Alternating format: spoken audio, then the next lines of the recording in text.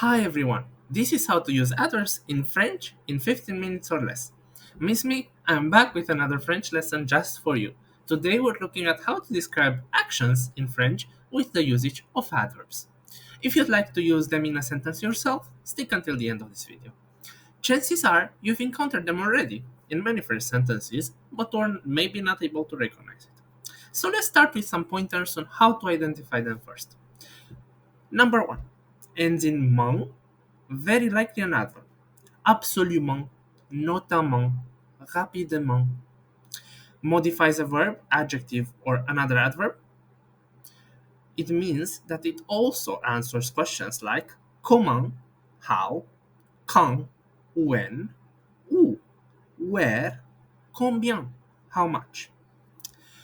Adverbs also have invariable forms, meaning they don't change with gender and number. All right, so whether you have seen them in the context of describing an action made by someone who is feminine or someone who is masculine, the form of the adverb never changed.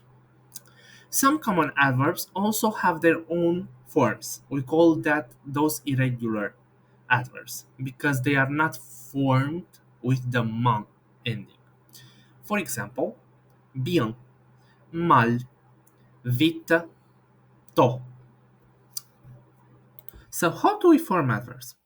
The regular pattern is that they are derived from adjectives by taking the feminine singular form and adding ment. Let's take an example.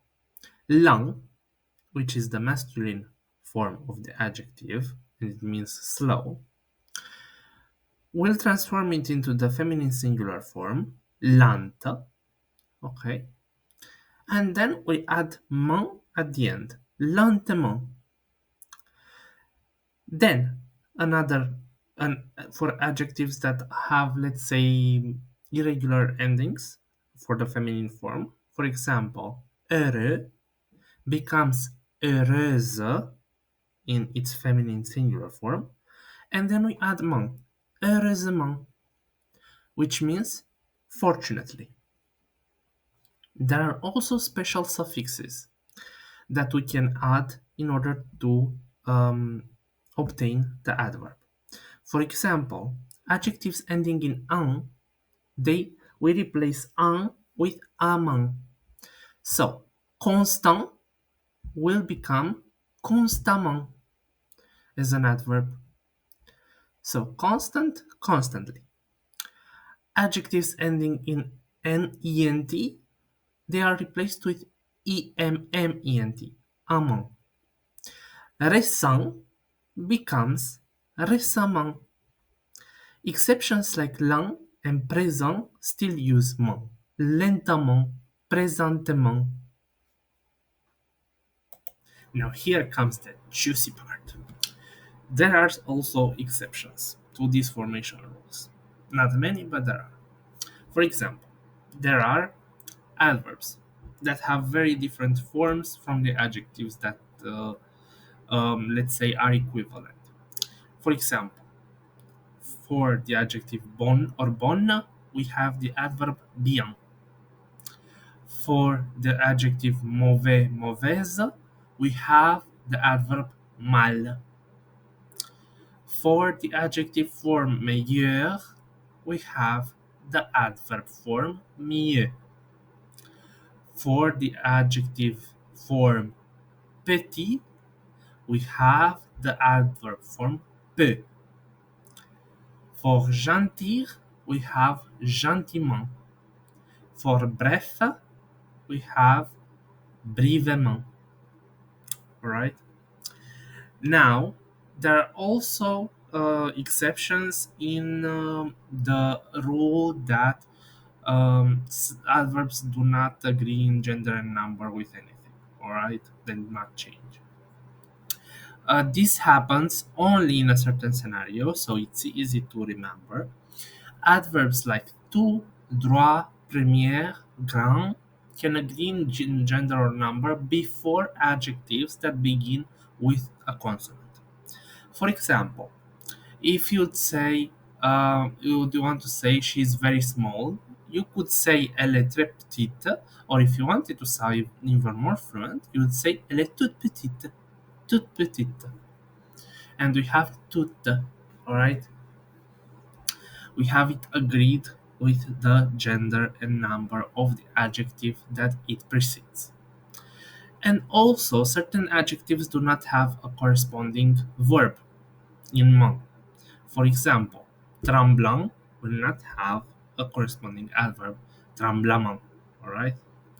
The same happens for acharné, fâché, mobile.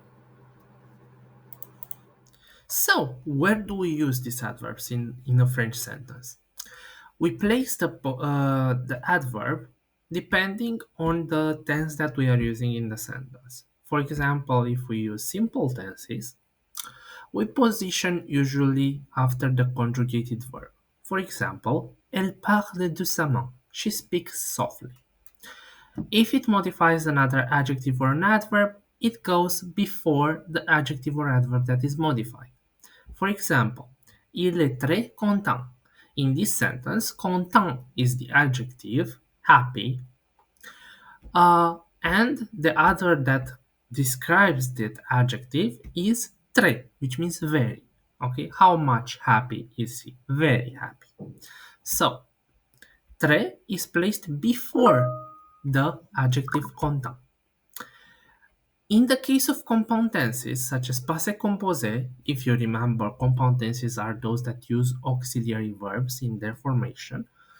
So, in such cases, certain adverbs, assez, bien, beaucoup, and so on, they are placed usually between the auxiliary and the past participle. For example, elle a bien mangé.